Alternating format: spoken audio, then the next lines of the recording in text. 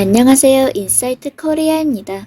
최근 블룸버그에서 중국이 이것마저도 한국을 베꼈다며 폭탄 발언을 날렸습니다. 그런데 베껴도 한참 잘못 베껴서 문제라는데요. 중국은 한국을 완전히 잘못 보고 따라했다는 파격적인 헤드라인으로 따라할 거면 제대로 좀 보고 배우라고 뼈 때리는 기고문을 날린 블룸버그 원문, 지금부터 소개해드리겠습니다. 중국에서 어떤 회사에 베팅해야 할지 고민 중이신가요? 여러분이 주의해야 할 단어가 있습니다. 바로 지투안이라는 단어로 이는 비즈니스 그룹 또는 대기업을 뜻하는 중국어입니다. 당신이 중국 대기업이 다가오는 것을 본다면 반대 방향으로 달려 도망치는 게 좋을 것입니다. 이 나라에서 일어난 최대 규모의 파산 사태와 가장 최근의 파산 사태를 보면 종종 이름에 지투안이 들어간 법인이 포함됩니다. 베이징은 H&A 그룹과 안반보험 그룹을 정리하는 데 수십억 달러를 지출하고 있습니다. H&A 그룹은 전 세계를 헤집고 있는 방탕한 기업이고 안방보험그룹은 단기간 급등했던 사기로 현재 청산 중인 그룹입니다.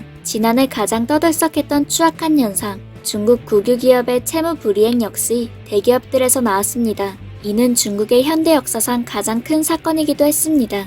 그중 영천 석탄 전기지주 그룹과 브릴리언스 오토그룹 홀딩스는 각각 허난과 랴오닝에서 가장 큰 국영기업입니다. 명문이라는 칭화대학의 상업적인 다리이자 시진핑 대통령이 꿈꾸는 반도체 사업의 핵심인 칭화 유니그룹은 지난 12월 25억 달러 상당의 채권을 채무 불이행했습니다. 중국에서는 4개의 국영 대기업이 국내 부도의 52%를 차지합니다. 심지어 중국에서 대기업은 상장 폐지 등의 위험에 있어서도 특별 대우를 받을 확률이 4배나 높습니다. 중국이 한국식 모델을 선망하는 데는 이유가 있습니다. 한국의 재벌들은 거대한 기업의 제국을 관리하는 법을 완성해냈습니다. 재벌의 창립 가족은 각 수준에서 다른 단일 법인보다 더 많은 주식을 소유하고 그 영향으로 통제권을 행사하는 데 이익을 얻습니다. 상대적으로 적은 비율의 주식을 사용하여 더 크게 통제합니다. 이씨 일가는 주력 산업인 삼성전자를 통제하고 있습니다. 이씨 일가의 삼성전자 직거래 지분은 5%에 불과하고 국민연금공단은 10.8%의 지분으로 단일 최대 주주입니다. 하지만 이씨 일가는 삼성물산과 삼성생명이 보유한 지분 13.5%를 통해 운전석에 머물러 있습니다. 한국 재벌은 복잡하지만 중국 재벌보다 훨씬 더 투명합니다. 창립 가족의 인센티브는 더 간단하며 대부분 정치적인 야망은 지니지 않습니다. 한편 중국의 대기업들은 대부분 정치적인 야망이 동기가 됩니다. 그리고 한국 경제에 기여하는 대기업들의 역할에도 불구하고 재벌들은 조사 대상에서 제외되지도 않습니다. 지난 몇 년 동안 한국 정부는 기업 지배구조를 개선하기 위해 조세법을 강화하고 공정거래법을 제정해왔습니다. 한국과 대조적으로 중국의 재벌 워너비들은 조사에서도 투명하지 않은 대상입니다. 중국의 몇몇 대기업이 실패한 주요 원인은 중국이 강대국 지위를 추구하는 것입니다.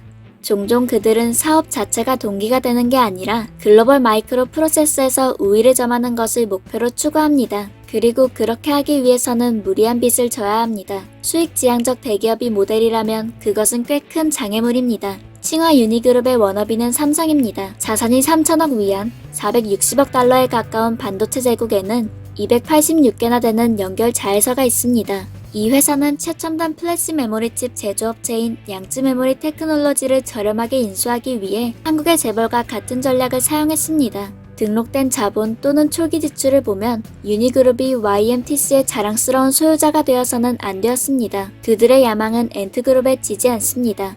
유니그룹은 설계에서 제조, 클라우드 서비스에 이르는 전체 반도체 가치 사슬에 걸치고 있습니다. 그런데 이 모든 레버리징과 확장은 대체 언제 끝날 것이며 수익성은 대체 언제 시작될까요? 그리고 엄청난 부채를 지고 있는 이 중국 대기업 중 몇몇이 빠르게 연속해서 실패하면 어떻게 될까요? 국가적 야망은 중요하지만 그것이 비즈니스에 묶여 있다면 우선 기업은 지속 가능해야 하며 제살 깎아먹기로 연명해서는 안 됩니다. 인도에서는 자신의 다리, 몸통 및 아래턱까지 모든 것을 먹어치울 정도로 탐욕스러운 사자에 대한 전설이 있습니다. 결국에는 그의 거대한 송곳니와 벌어진 입만 남습니다. 중국은 이것을 위험으로 보고 있지 않습니다. 그리고 모든 트로피 대기업과 챔피언이 성공하기를 원합니다. 그러나 결국 중국은 아무것도 남는 것 없이 끝날 수 있으며 그 파멸은 모든 것의 방아쇠가 될지도 모릅니다. 이렇듯 의미심장한 미래 전망과 함께 블룸버그의 기고문은 끝이 났습니다. 그리고 재미있는 것은 해당 기사가 해외 커뮤니티의 중국 게시판에 공유되었다는 것인데요. 중국인들이 주로 활동하는 해당 게시판에서는 당연하게도 우선 중국인들의 분노가 쏟아졌습니다. 대기업이 있다는 것마저 이제는 한국을 베꼈다고 말하는 거야? 서양 국가들이 정치 선전하는 것을 직접 목격했다. 블룸버그 정말 웃긴다. 저널리즘으로 둔갑한 농담을 쓰다니. 그런데 한편에서는 자유경제에서는 상상도 할 수 없는 의견들이 나오기도 했는데요. 기업은 나라에 일조하기 위해 있는 거지. 나라가 받들어 모시려고 있는 게 아니야. 서양 국가, 한국, 일본에서는 기업이 정부를 조종하지. 중국에서는 정부가 기업을 조종한다. 라며 애초에 기업 활동이라는 것이 오직 나라를 위해, 국익을 위해 존재한다는 의견들이 나온 것입니다. 애국적인 생태를 꾸려나가는 것은 기업의 미덕이지만 기업이란 것은 본질적으로 이익을 추구하는 것을 목표로 할 수밖에 없죠. 기업은 생산자로서 국가와 소비자와 상생해 나가는 것이라고 생각해왔는데 오로지 국익을 위한 트로피 기업에 대한 중국의 관점은 새삼 소름 돋는 의견이었습니다. 최근에도 중국에 잠입 취재한 미국 공매도 업체에 의해 텅텅 비어있는 유령 공장과 산골짜기 민가를 디자인 센터로 등록해놓은 점 등이 폭로된 논란에 드론 기업 이양 사태, 그리고 루이싱 커피 등으로 여러 차례 반복되었던 중국 기업의 악의적인 매출 조작까지 떠오르는 중국 대기업을 본다면 반대 방향으로 달려 도망치는 것이 최선이라는 블룸버그의 말처럼 최근 국내외 개인 투자자들 사이에서는 중국 모든 돈은 무조건 피하라는 말까지 나오며 중국 자본에 대한 신뢰도가 최악을 달리고 있습니다. 중국이 어떤 경제 방향을 추구하든 그것은 중국의 선택이겠지만 국가에서 지원하고 파산하면 나 몰라라 하는 무리하고 불투명한 비투에 다른 나라들까지 피해를 입는 일은 부디 없기를 바랍니다. 지금까지 인사이트 코리아였습니다. 감사합니다.